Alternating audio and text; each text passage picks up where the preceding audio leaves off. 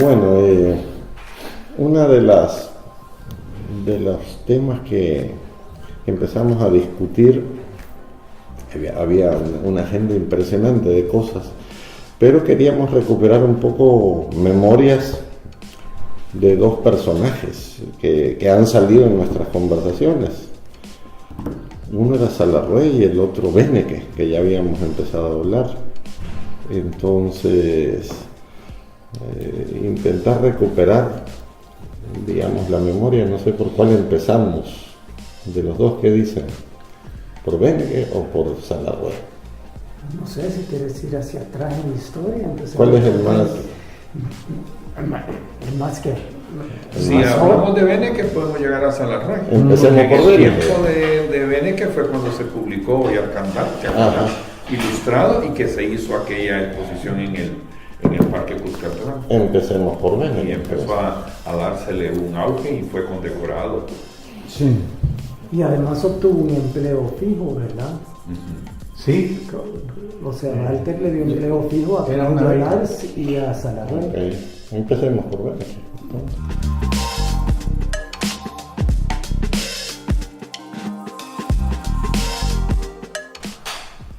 Como dice que habláramos primero de Walter Beneke, yo jamás me imaginé, ni a los 12 años cuando conocí a Walter Beneke por primera vez, ni a los 23 años cuando me presentó a Roberto Beso y a Roberto Galicia, ni hasta hoy me imaginé que algún día a nosotros nos tocaría tratar de salvar la labor de él y el trabajo de él, ¿verdad? Porque me parece que Walter Beneke fue un visionario totalmente fuera de serie. A mí, por ejemplo, me dijo cuando yo tenía 15 años, me acuerdo bien, que me dijo, olvídate de todo, el futuro de la televisión, porque él era así categórico, ¿verdad? El futuro de la televisión, y no la televisión como vos te imaginas que son películas que pasan en televisión, no, el futuro es programas de televisión de 1 minuto. Yo tenía 15 años, para mí eso era una cosa como inimaginable, y eso es lo que tenemos hoy, 50 años después, ¿verdad? 60, perdón. Sí, me parece que el trabajo de él, pues como dije en la entrevista que me hicieron recién en la universidad, sí, es un pecado haber cerrado la escuela normal, pero lo que hizo él no hizo una cuestión de patrimonio, él arrasó con todo. Lo que pasa es que salvó a 3 personas notables, ¿verdad? Dígame si me corrijo, si salvó a alguien más, pero de los viejos era Salarruey, Claudia y el Mundo Barbero. No sé por qué. En el área educativa, don Gilberto Aguilar Avilés. Claro, pero yo digo de los artistas. Los artistas, sí. De los artistas, ¿verdad que no hubo otro? ¿No? Porque en música se los mandó a todos. Pero quedaba Esteban. Sí, Esteban Cervellón. Y que tuvo apoyo, pero no era como sí, no era la figura. Él veía como figuras patrimoniales a El Mundo Barbero, a Salarruey y a Claudia Lars. Y además los colocó en puestos con salarios y todo, porque eran monumentos y hay que apoyarlos. El Estado tiene que apoyarlos a los artistas que ya están mayores. Y esto fue que en 1970, 68, 70, por ahí. Sí, porque la reforma es de 68. Y dijo, es el trabajo del Estado darle apoyo a estos artistas. Y estos son los 3 artistas que le escogió. Entonces, si se me ha ido alguien, no sé. Pero de ahí barrió con todo. Barrió con Bellas Artes, barrió con el Conservatorio, yo no sé si había orquesta sinfónica ya en ese momento, o si ya estaba. Sí. Esa se quedó. Sí. O sea, lo que no barrió fue con la escuela de danza, la escuela Valero Lecha y la orquesta sinfónica. Y todo lo cerró. Y digamos, si empezáramos a mí me gustaría una visión descriptiva de la personalidad de él, porque para después derivar por qué hizo cosas, ¿qué se acuerdan de él como persona, como ser humano, como profesional? O sea, ¿quién era Walter Beneke? Si tuviéramos que describirlo de una forma, digamos, sintética, pero claro, ¿quién era Walter Benítez? ¿Qué se acuerdan de él? Yo diría un tractor de alta velocidad. ¿Por qué? Porque, abarcaba mucho, arrasaba muchas cosas en el camino, siempre estaba presente, una persona de inteligencia realmente superior, muy generoso con las personas que él consideraba dignas de salvar y totalmente radical con las personas que para él no servían para nada. Es bastante dictador en ese sentido, pero siempre a la escucha de más que todo de los jóvenes. O sea, él estaba realmente, yo diría que enamorado de la juventud que se le iba cuando nosotros lo conocimos, porque ya tenía, Walter era que 32, 29, no me acuerdo, sí, así que ya tenía 40 años pasados. Y sí, estaba enamorado de lo que la juventud podía aportarle y todo este movimiento del 68 y todo este movimiento revolucionario en las ideas, en los modos de comportarse, en las maneras de vivir, etc. Cuando el primer año, cuando con los Robertos montamos Marat Sade, ¿verdad?, de Peter Weiss, la obra más revolucionaria del siglo XX, que él la apoyó totalmente, y al estreno él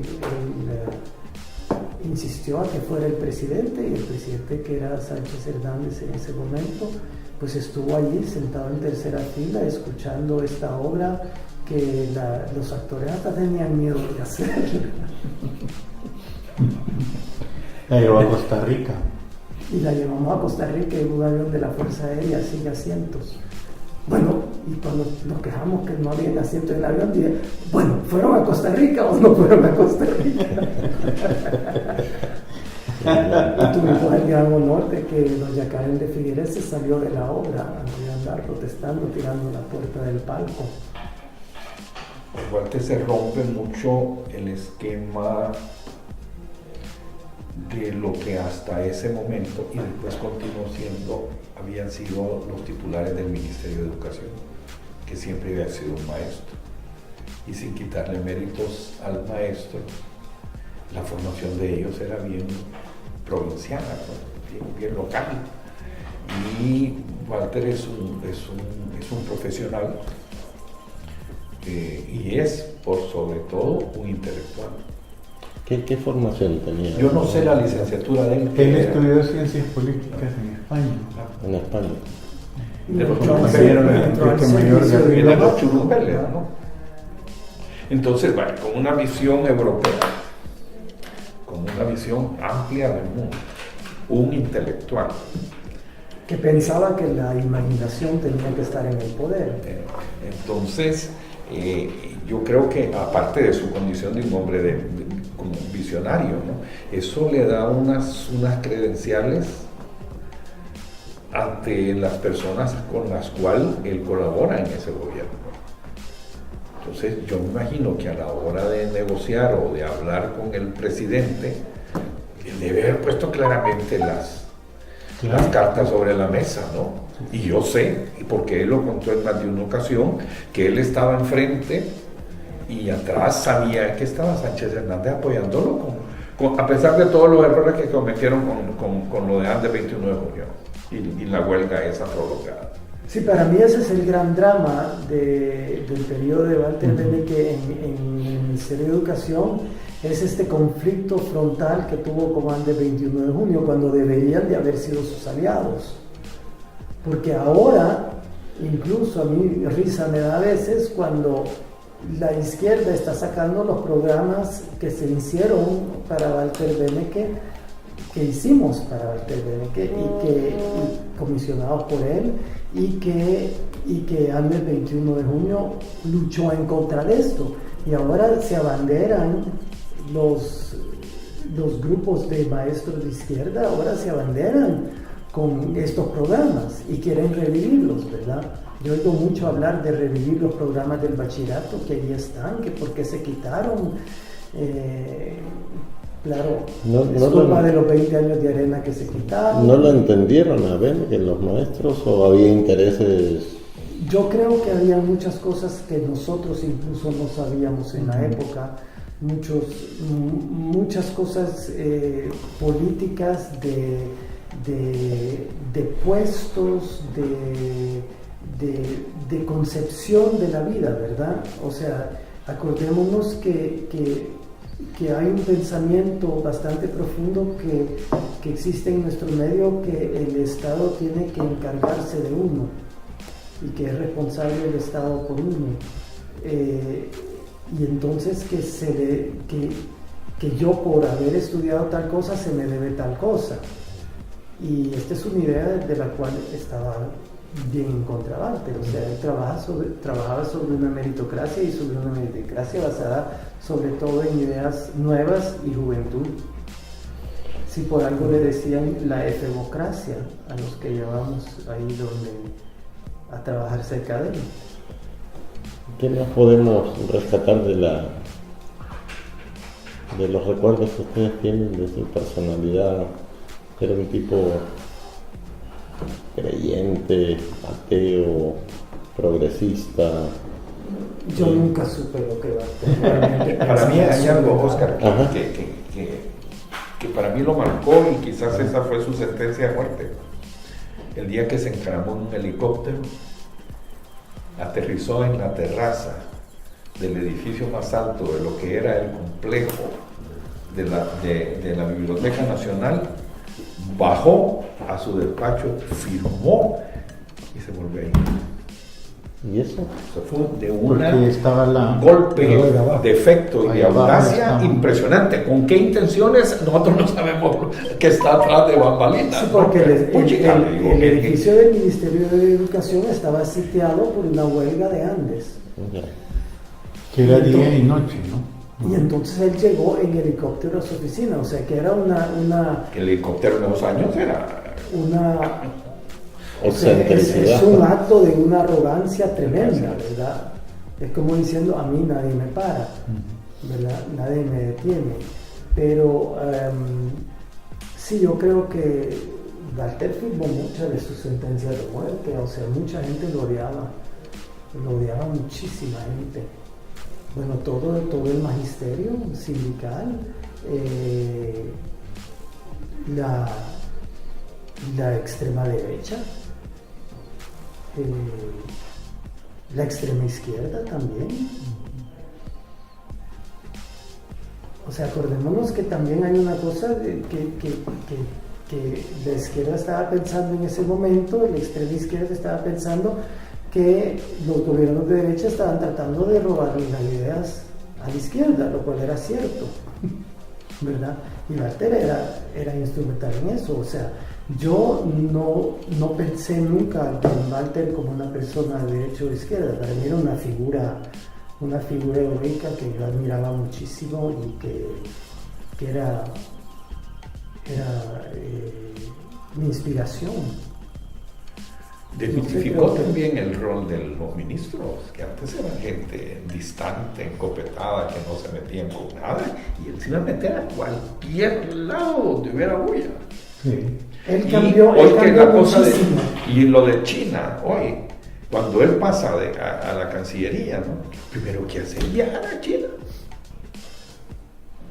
Sí, él cambió muchísimo los conceptos de cómo vemos la política hoy. A mí me sucedió una cosa, y perdón, a mí me sucedió una cosa increíble, no sé si uno de ustedes estaba conmigo en el carro con él. Pasamos por un colegio, una escuela, tú estabas, ¿verdad? Una escuela en el carro de él con Manuel, sí, con el motorista, y íbamos en el carro del ministro, y de repente él vio a una directora de una escuela pegándole a un niño. Paró el carro, se bajó del carro, la fue a agarrar del brazo a la señora y le dijo: mire, yo soy el ministro de Educación y no se le pegan a los niños. O sea, yo vi eso, yo digo, o sea, yo me imagino que En el Renacimiento después hacían un cuadro que el ángel, ese niño se imaginó un ángel bajando del cielo para protegerlo. O sea, él era capaz de hacer cosas así, pero era teatral, era de teatro. Sí, era fue teatro, si era dramaturgo. dramaturgo. Él veía, él era un escenario en el que se movía. Y era muy teatral. Vos estabas ya semi. No, No, Semi, todavía era ¿no? profesor. Todavía era profesor, pero no estuviste mezclado con Andes al principio. No, nunca tuvimos que ver nosotros con Andes. Es que Andes se funda en esa huelga. Sí, sí, sí. ¿Qué año es? Antes no ¿Qué año había es? ni Es en el sindicato. 69, 68. 68. 68. La huelga. 68. 68 la huelga, después de la guerra. Un año 68. Sí, Es un año después de la toma del gobierno. sí. Yo creo que Walter tiene 3 o 4 elementos que se pueden decir como bases fundamentales en términos de relaciones. Él es un ministro que cobra fuerza a través del trabajo interministerial, que quizá por primera vez, ¿verdad? Trabaja con el ministro de Relaciones Exteriores, aunque a regañadientes, porque en el gabinete estaba gente muy inteligente, pues tanto en el gabinete de Sánchez Hernández como en el gabinete de Molina. Entonces, estamos hablando que en el gabinete de Molina estaba ya Mauricio Borgonovo, todavía estaba el doctor Interiano, ¿cómo se llama? Eduardo Interiano. Salud. No, de economía.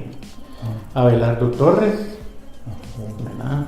Estaba Borgonovo Paul, ministro de Relaciones Exteriores, ya en Sánchez Hernández, que él había ayudado a Roberto Poma, que era presidente de turismo, bueno, Carlos de Sola, ¿verdad?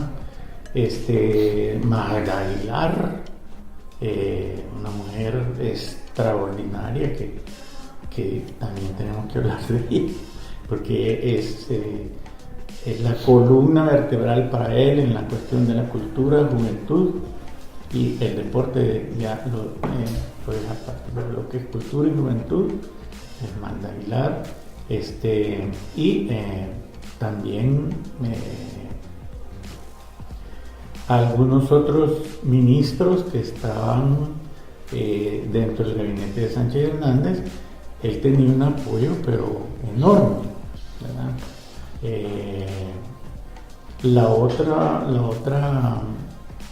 La otra articulación que él tiene es con jóvenes, ¿verdad? A los cuales lo único que dice es: ustedes hagan lo que quieran hacer y déjenme a mí la política. Esa era la cuestión, ¿verdad? No se metan en política, déjenme a mí la política. Y es así como logramos hacer cuestiones importantes como la obra que Robbie acaba de mencionar, Mar Alzada. Lo que nos permitió tener el peso para al año siguiente traer profesores extranjeros de todas partes del mundo, de España, de Estados Unidos, de Japón, de todas partes. Y entonces esa visión interministerial le permitía a él tener el apoyo en el gabinete para las cosas que recibía críticas, ¿verdad? Por ejemplo, en la huelga, yo estuve muy cerca de él en las cuestiones de la huelga, porque igual que Robbie, éramos amigos desde antes. Él llegaba a mi casa porque era amigo de mi hermano Guillermo también. Y nos platicábamos muchas cosas, pero la cuestión de los jóvenes es que yo eso después lo veo antes de tener esa amistad, no me he dado cuenta de eso, pero después que él llama a la gente joven a trabajar en el Ministerio de Educación, él decide poner a un joven de viceministro de Cultura, Juventud y Deportes, que es Roberto Morris Mesa, que a esas alturas tenía unos 25 años, ¿verdad? A Carlos de Sola, que pone la Dirección General de Cultura, que tendría unos 22 años, ¿verdad? También se ayuda a gente mayor, que es Magda Aguilar, pero lo que yo me doy cuenta es que él lo que ve, porque cuando en algunas reuniones él pregunta, siempre está preguntando qué podemos hacer por los jóvenes. En el periodo de Sánchez Hernández yo veo que ese abismo que hay entre la parte política y los jóvenes, veo que a Walter, a Abelardo Torres, el doctor Interiano, que todavía está vivo, yo acabo de tener un almuerzo con él hace poco y contábamos mucho de eso, hablábamos mucho de eso. Ellos quieren un acercamiento con los jóvenes. Definitivamente había ese abismo que pues era una condición natural en el país, ¿verdad? Y acercarse a esos jóvenes significaba no hacer alianzas con ellos, sino si usualmente, entre paréntesis, un paréntesis, si usualmente nosotros vamos a las universidades, y esto es como yo me lo explico, y nos cargamos de nuevos lenguajes, nos cargamos de saberes, nos cargamos de una cantidad de conocimiento, eso, aunque vengamos de esta parte que está alejada de nosotros porque vive lejos, es más evidente, ¿verdad? Es un lejos espacial, no es un lejos cualitativo, ¿verdad? De entre la gente que sale de la universidad y la gente que está, las mayorías pues, que están alejadas de ese quehacer,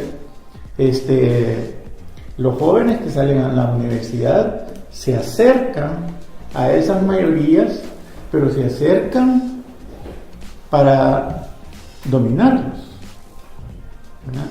Y difícilmente los intereses de los estudiantes coinciden con los intereses con la gente a la que se acercan, ¿verdad? Muy difícilmente. Aquí, a ver, tengo varios puntos y hay algún vínculo entre Beneke y Fabio Castillo. Digamos, en la maraña política de apoyos o distanciamientos ideológicos políticos, ¿ustedes se acuerdan?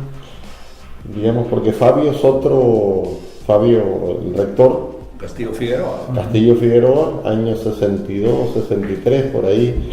Que es la época de oro de la universidad. Exacto, cuando termina, hay una época donde llega un rector que yo no lo conozco, que se llama Carlos Llerena. Antes, años 30, 40, en donde en el libro de Ítalo López Vallecillos se nota un despliegue de revistas culturales, científicas muy fuerte. Después viene por ahí Fabio en el 62, 63. Entonces no sé si ustedes conocen alguna conexión o no entre ¿Y cómo era la relación con la UES? Si había alguna relación en todo esto, si ustedes se acuerdan. Yo creo que siempre viendo la cuestión, porque falta una cuestión de que son los artistas, de los cuales está hablando Roberto Alicia y Roberto Salomón. Yo creo que él tenía una visión, como dice Roberto, muy amplia con la gente que trabajaba por los jóvenes. Y Fabio Castillo coincide que trabaja mucho por la gente joven, ¿verdad? El apoyo que nosotros tuvimos cuando fundamos grupos culturales en la Nacional, pues él nos dijo, bueno, en el edificio nuevo de la Biblioteca Nacional, ahí van a tener ustedes un sitio donde ustedes se van a reunir, ¿verdad? Nunca habíamos... Oiga, si hubo relación directa entre los dos, yo no sabría decir, pero que los dos trabajaban en la misma dirección, sí, y yo creo que, pues... Porque hay un libro, por ahí, yo lo tengo perdido en mi biblioteca, donde hay una apología de Fabio Castillo que se va de gira por Europa y trae unos profesores de Rusia, y se le arma un lío tremendo, se le arma tremendo lío. Entonces me imagino que era esa perspectiva de globalizar a la UE, de darle una dimensión más global, y no me acuerdo, yo lo leí el folleto, pero no me acuerdo que le empiezan a obstaculizar. Y él estás en plena Guerra Fría, ¿verdad? Exacto. Sí, yo creo que eso ya fue. Y creo que era Fidel Sánchez, el ministro del Interior. Le empiezan a bloquear. Él es el que le bloquea a Fabio Castillo un montón de iniciativas. Y él da un discurso en la Asamblea General Universitaria, una apología a los profesores. Por eso dije yo, quizás con esta visión de Bene, que también un poco más universal, si había algún vínculo por ahí entre ellos. Yo creo que sí había, y era a través de gente que trabajaba en la universidad, que no eran precisamente en aquel momento de los comienzos enemigos de Walter. Y estoy hablando el que nunca fue enemigo de Walter y que le ayudó muchísimo, aunque eran en conversaciones, fue Italo López Vallecillos, ¿verdad?, que era director de la editorial universitaria, y que le ayudó a todos los grupos culturales que habían en la universidad.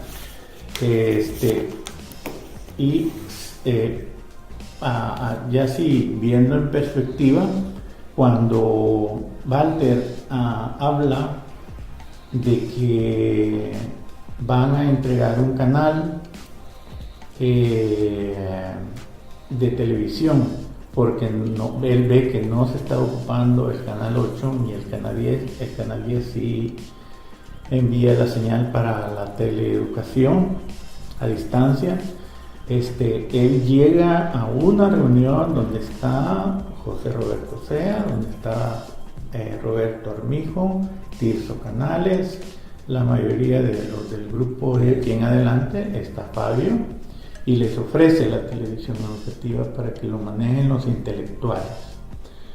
Pero era lo que no significaba mediocridad, ¿verdad? Me imagino que para no tener problemas de estar empujando la carreta, ¿verdad? Creo que Roy relata muy bien que arrasaba con la gente, que él miraba que iba a ser problema y andarse ocupando de esos problemas con la prisa que había de hacer algo en 5 años, ¿verdad?, aunque él se quedó un poco más, aunque fue después ministro de Relaciones Exteriores, y dio también un retumbo ahí, quitando una cantidad de gente y cambiando las cosas, igual que lo hizo en educación, hasta la comida y todo, de los protocolarios. Sí, pero solo el hecho de que una misma persona pudo ser de manera tan exitosa un ministro de Educación y un ministro de Relaciones Exteriores, back to back, se puede decir, ¿verdad? Es notorio. Mira, yo veo que... Perdón, solo lo último. Es que para no desviarnos de Fabio, yo creo que no, que la relación el carácter de Fabio era prepotente, mi querido amigo Fabio Castillo, prepotente, y creo que se fue radicalizando, no en términos sectarios ideológicos, porque él participa en elecciones en el 67 y se burlaron de él, de la reforma agraria moderada. Entonces decían que en El Salvador había que repartir las tierras en maceta, ¿verdad? Entonces, y apareció el partido, no sé, me acuerdo cómo se llama, que planteaba que el primer acto cultural que iba a hacer era poner muros y tapar todas las...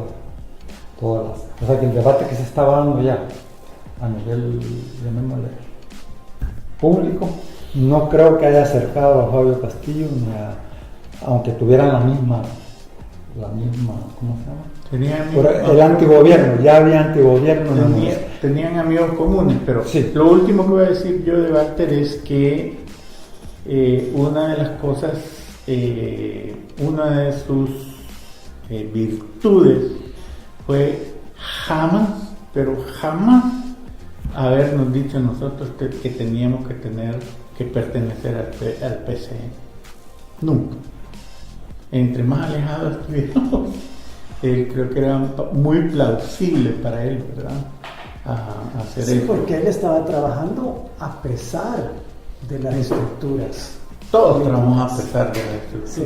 Todos. Y eso es la gran tragedia de El Salvador, que para mí es una de las cosas que llevó a la guerra, es que no se pudo juntar toda esta gente que quería cambios radicales, pero no necesariamente antisistema.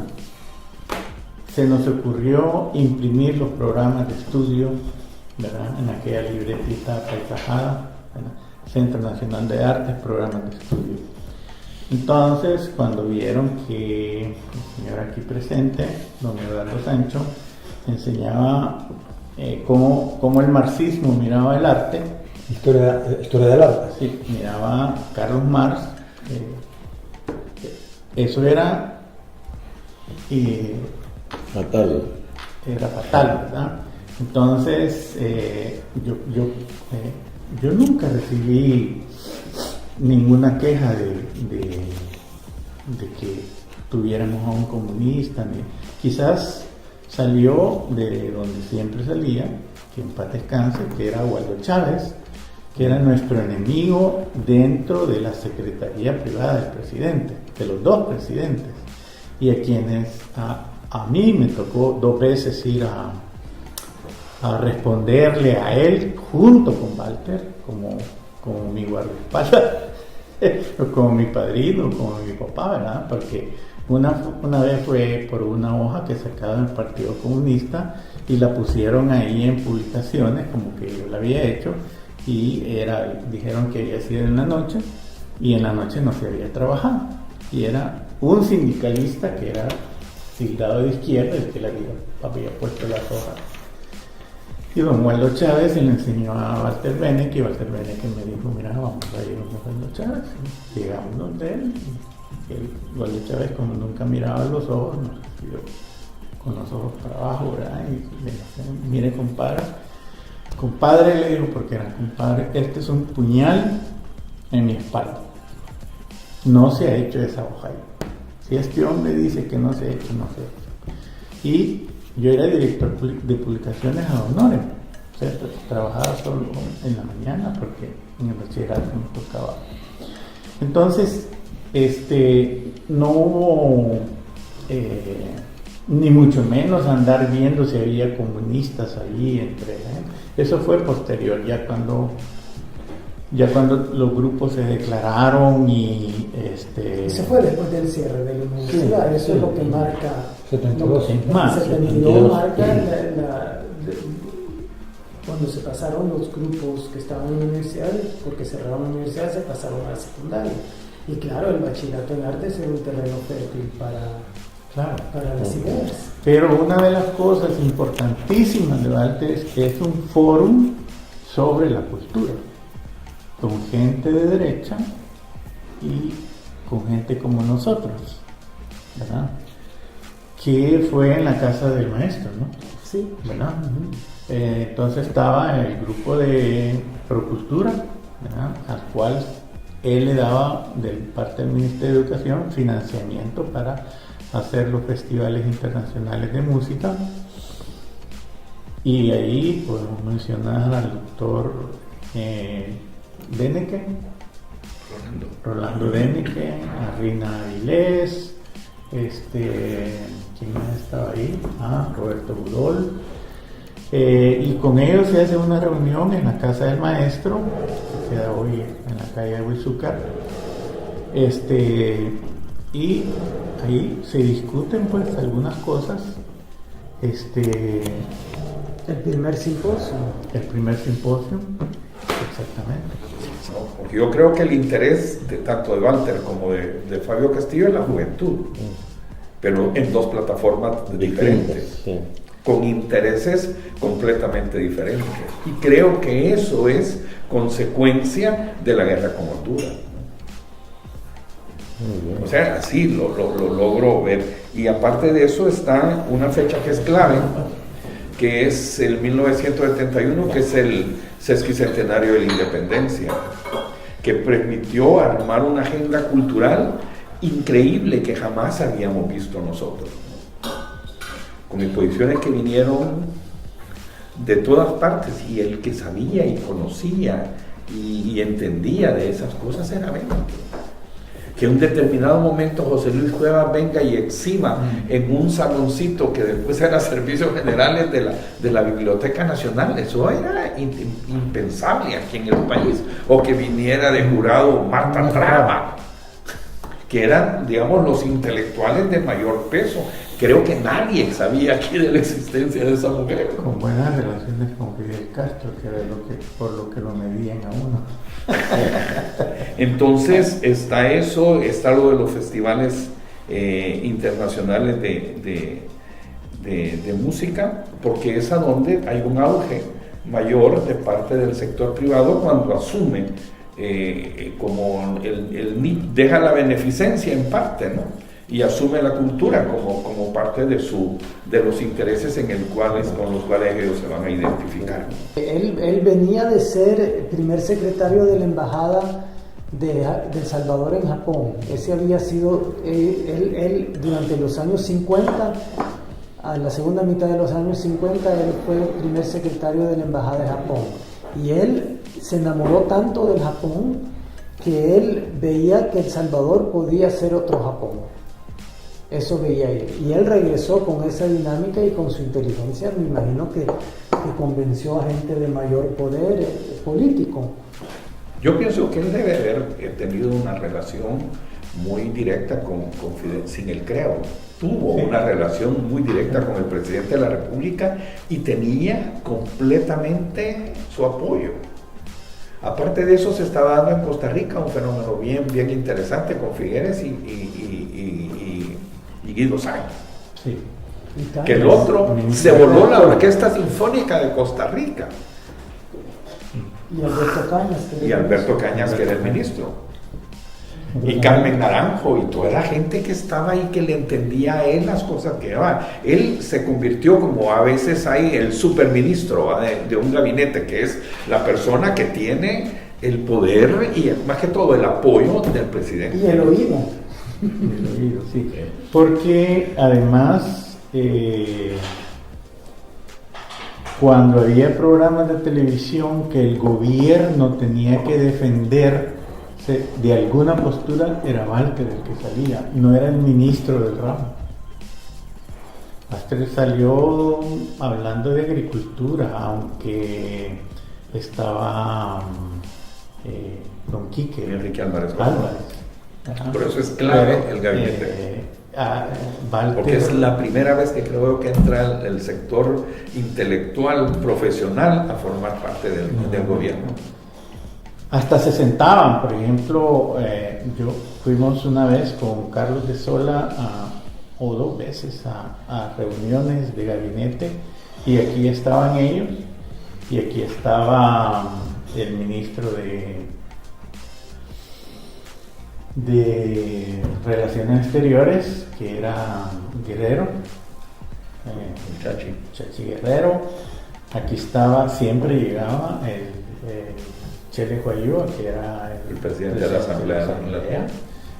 De ultraderecha. Ahí estaba Waldo Chávez y le seguían todos los, y allá estaba don Abelardo Torres, ahí estaba don Quique, ahí estaba Walter, ahí estaba el doctor Interiano y la gente que le puso. No hemos hablado de cómo terminó la huelga, ¿verdad? Esta gente de ese lado dijo que Fidel Sánchez se quedaría sin gabinete porque todos ellos renunciaban. Allá estaba el coronel Medrano, aquí está el presidente, ese era el grupo de ahí, y dijeron ellos que iban a renunciar porque Walter había insistido en que si le tocaban a un maestro, porque querían invadir la biblioteca para deshacer la huelga que ya llevaba 6 meses, ¿verdad? ¿Cuánto llevaba? Sí, mucho 6 tiempo. meses, ¿verdad? Entonces la querían deshacer y iban a deshacerla de una forma terrible. Y este grupo dijo, bueno, aquí Walter dice que si pasa eso, pues nosotros renunciamos. Entonces iba a ser como se dice hoy, un gobierno fallido, ¿verdad? Sin esa gente inteligente.